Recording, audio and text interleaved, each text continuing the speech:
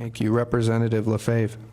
Thank you, Mr. Chairman. To respond through you to Rep. Camilleri, the problem we have on college campuses today, being someone who not that far in the distant past was on there, was that when liberals come to speak on college campuses, they get tenured professors and teach us.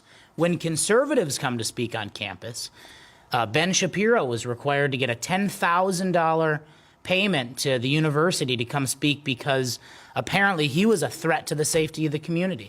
When liberals come to speak on campus, the conservatives roll our eyes and don't attend. When conservatives come to speak on campus, the liberals threaten to, they pull fire alarms, they scream and interrupt the proceedings, they say that they need a day off in psychiatric therapy at Michigan State because of some of the viewpoints that are held by the speakers, interfered in their safe space. And Michael Knowles from the Michael Knowles Show and Daily Wire was at a university just last week. Somebody came in with a mask on and squirted him with something that smelled like bleach.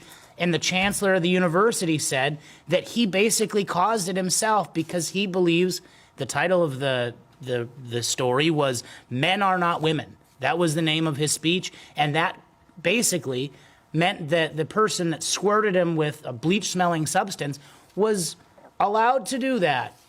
So the problem we have is called the heckler's veto. Conservatives are willing to listen to viewpoints of the other side of the aisle when we're in college. The problem is that liberals can't handle hearing diverse opinion. They call it hate speech, and they try to threaten our ability to come before and talk about what some deem as controversial subjects. And what the universities do then is they take 5 or 10 or 20, 30 activist liberals and say, well, they're threatening to storm the place and they're going to cause some problems, so we can't have conservatives on campus. That is why this bill is necessary, because liberals shut conservatives down from speaking. That is the liberal bias we see on college campus. It's the heckler's veto.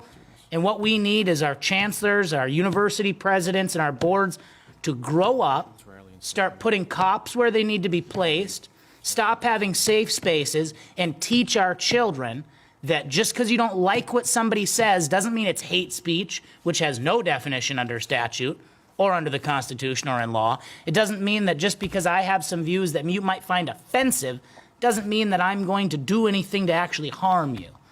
We're talking about the heckler's veto, and it is inappropriate to shut down a speaker on college campus just because you don't like the words coming out of his mouth. Speech is not violence, and to conflate the two is to criminalize our First Amendment freedoms and take away our protection to be able to talk about controversial things. It used to be controversial to say that all races were equal. Thank God it's not. All races are equal. Both sexes have important things and distinctions that are important, and we want to talk about a diversity of background and things of that nature. Saying that women should be able to have the right to vote or should be able to enter in the workplace was controversial. Thank God we had those discussions, because if we didn't, I wouldn't want to be where we are today. We need to have thought-provoking discussions, and we need to protect our students to be able to do that.